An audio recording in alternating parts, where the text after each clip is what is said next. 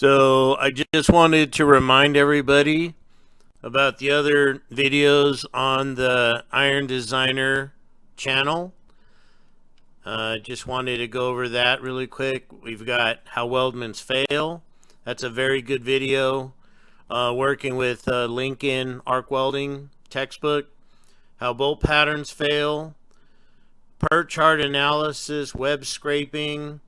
I've got videos on CSV and SQL, calculations on centrifugal energy, kinetics, number analysis, mechanical engineering stress and kinetic energy analysis, learning to interview, reverse engineering, numerical analysis, safety designs, starting your business, all the way on through to robotics and smart machines. I did want to say one thing to my new subscribers. I've noticed I'm getting more subscribers from outside the United States, and I really appreciate that. And it's very humbling to know that people from other countries are subscribing to my channel. So I just wanted to let you know that I do see that, and I really appreciate it. And just want to thank you for subscribing to my channel. And I hope that my videos are valuable to you. And please feel free to share my videos with other people in your countries. If you feel they're valuable, then definitely continue watching. I will add more videos as time permits, but I just wanted to let my subscribers know that I'm very humbled by your subscription, and look forward to many more. Thank you. Okay, so this is Iron Designer here, just wanting to do that follow-up video to the bolt torque video that we did previously. If you remember, the thumbnail on my channel looks like this, and if you haven't seen this video, I highly recommend you go back and look at this video. It's based on an Excel spreadsheet that's driving most of the calculations, and it's based on the machinery handbook. I'll just show you again the spreadsheet itself that I did in that video really quickly. And if you remember, we started off here in the intro tab talking about the 27th edition of Machinery's Handbook, and using those values there, we kind of walked on through various tabs, if you remember this video. If not, please go back, take a look at this video. It's very informative and does a good comparison between, say, the two formats that I use is either like the Shigley textbook. I use the 10th edition, and I've used it for many years, and I also use the Machinery Handbook as well. And so this was basically the spreadsheet that we went through previously, and we finally get to this sheet where I brought your attention to. This is the clamp load that is derived once we get through the Machinery Handbook, and then we get to a certain torque value given certain K values here for the lubricant on the screw itself, which is here, these K values, if you're familiar with that formula of torque. And you can convert inch pounds into foot pounds, and that's pretty much where I left this video, and then the video ended. So what I want to do in this current video is take you back to computing things now using software program like Python, and I'm going to be using it in Visual Studio.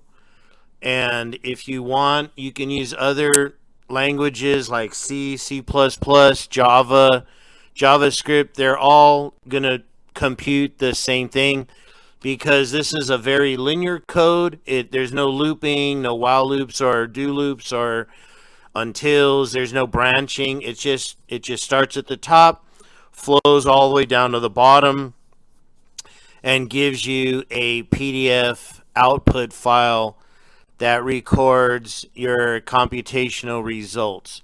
So that's going to be where we go in this new video, and the thumbnail for that one is coming up shortly.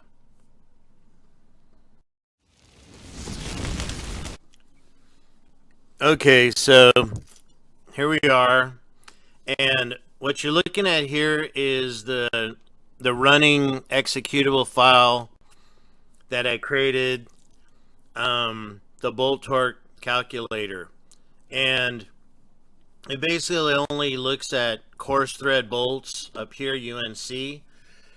There's a company name, the version. It's actually, I think, version 4, but I need to update that.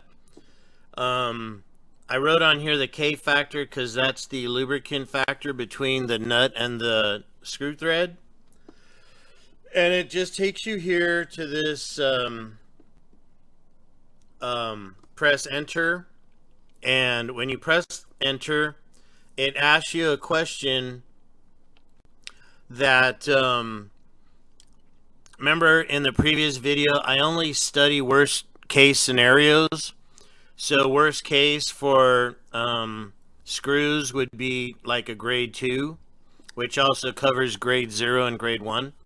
And then what's listed here, these numbers are the screw sizes. So you have from like a number 1 size screw, you know, number 6, 8, 10. Most people use that for small machine screw projects.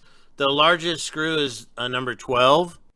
And you finally get into the bolts. So now the smallest bolt is the 1/4 inch bolt, and I take it all the way up to the 1.5 inch bolt.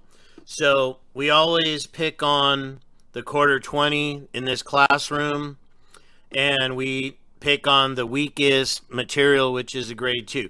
So that's most conservative analysis in this case in our classroom. So I put in the 2.5. That tells the computer to go and look at the data for the 1/4 inch. Press enter, and it brings up this little data table. I do this because I want to see what does the computer know. You know, what information has the computer picked up from wherever the data is stored. In this case, it's all internal. It's not reading an external file, but it's got the bolt minor root area, and it has the bolt tensile area. And if you remember from that previous spreadsheet, the bolt minor root area was 0.0349, I think. And this is almost like 0.027. So we'll continue the discussion in a minute. So I just wanted to jump back to this screen one more time, just to refresh that the tension area in this spreadsheet from Machinery Handbook came out to 0.0349. And just taking a look again really quick here, that the clamp load based on the data in Machinery's Handbook is 1,338 pounds of clamp load. That's at 75% of the proof clamping strength, okay? And that the inch pounds in the Machinery Handbook computed is going to bring us to 63.4 inch pounds, and you can convert that easily down to 5.3 foot pounds. And there's also a column in here called bolt torque foot pounds, and you can see it's just basically, this is 2 decimal places, 5.28. Here it's just truncated down to 1 decimal place, because really the accuracy and the resolution of how fine you can calibrate your torque wrench in foot pounds is maybe to about 1/10 of a foot pound. maybe a tenth of an inch-pound. So there you can see here the 63.38 bolt torque in inch-pounds and all that. I'm just trying to take you back to here because you need to see that there's going to be a discrepancy depending on what data you're using when you're doing analysis. You're going to come across differences in data. So I'm going to jump back to where we were here, and here you'd see it would be 0.027 approximately, and here's the Shigley's number of 0.0318 inches squared for the bolt's minor root tensile area. So this is very critical. I know I keep belaboring this point over and over again, but it's because in engineering this is extremely critical. And as the engineer, this is where you need to make your own decisions as to which values you're going to work with. And the only way to really determine this is to do your own pull test if you really want to find out exactly at what torque and at what clamp your bolt is going to break, right? Like ultimate strength. So the rest of this, it just goes through just the basic data that the bolt itself is a 0.25 nominal diameter bolt. It has a bolt nominal area of 0.491, which is different than the root area, which is the base of the thread area. This is the minor root diameter approximate that I have here. It's probably different than what's in Machinery Handbook, only because this would be derived from Shigley's tensile area derived into diameter. So very different. You have the minor tensile area diameter, which is different because there is a thread relief. If you look back at the old video that I did prior to this one, you'll see there is a little bit of a relief in order to reduce the stress concentration factors, which is a whole nother subject in and of itself. And sometimes that's why you'll get breakage in a bolt at the root thread rather than at the thread relief, only because the stress concentration factors are different. In one case, you've got a rounded bottom surface, and the other case, you've got a sharp point. So there's a difference there. Here is the proof strength, which is the same as in the spreadsheet of 55,000 psi. And we're using that as proof here, as yield strength here, and proof here is a little bit reduced because they're knocking it down by some 93% in this case. We're going to use the proof strength at 55, okay? And the yield strength, we're going to compute that at 57, computed from the tensile strength of 74,000 for this material grade 2. Oh, finally we get to this clamp load, which in this case, in this with this data and in this software that I wrote, we get to 1,311, which is not too far away from 1,338.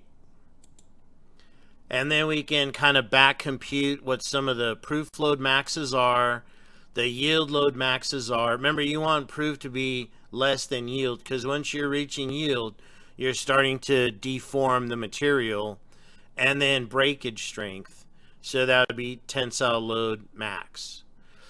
So we'll go into the output in the next slide.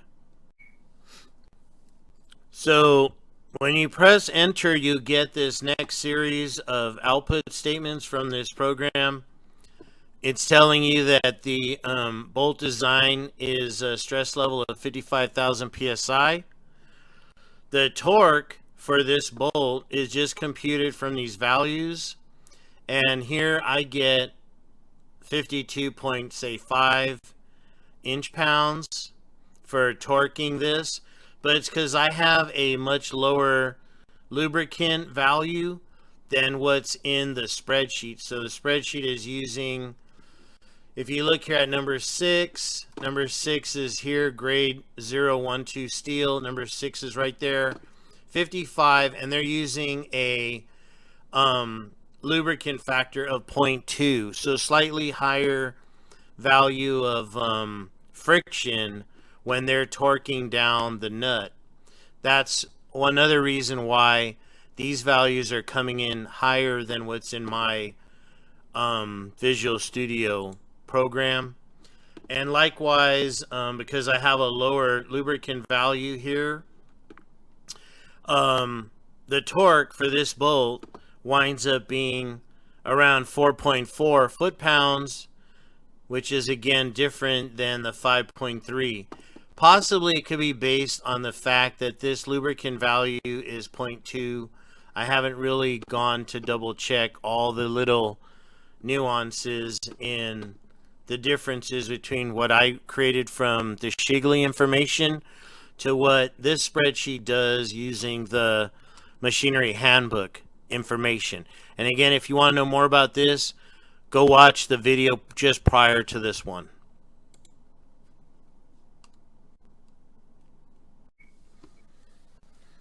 So back in the program, if you answer a couple more questions like what is the engineer's name and what is the project name, and then you press enter again, I've coded it so that it'll print out this output sheet, which basically saves and records your calculations, your calculation information, all that. And what you want to do at this point is you would initial and sign this document, which is going to go into the records folder, and you're going to want to review this with your manager and ask for his signature on here as well. Then you're going to want to meet with your quality assurance team and get their signature and date on here as well. And then this basically stipulates all the conditions of this calculation and that the program has ended and what your reference data and reference information is. So this piece of paper is going to be your record of your calculations and your analyses for the work that you've done, the project that you've done. And that's the benefit of having this. And also that it's better to hand them a paper than to hand them a spreadsheet, which they can go in, and even if you privatize it, you know, there could be edits and changes made by people that don't need to really be running your spreadsheet. It's best if they just simply look at your calculation results, and you can embellish this and make it as nice looking as you would like. There's other ways to modify this. In my case, it outputs it as a PDF file, but you can output it as a HTML and put graphics in this thing with formulas and then print that out. So that's one nice way to make it look better and keep it in your documentation folder. So here I just want to walk you through the actual code in Visual Studio. I'm in a different IDE right now, but it's basically code that can be implemented in any language that you like. At the top, I'm just defining the variables, and I'm kind of initiating some of the variables with some initial data.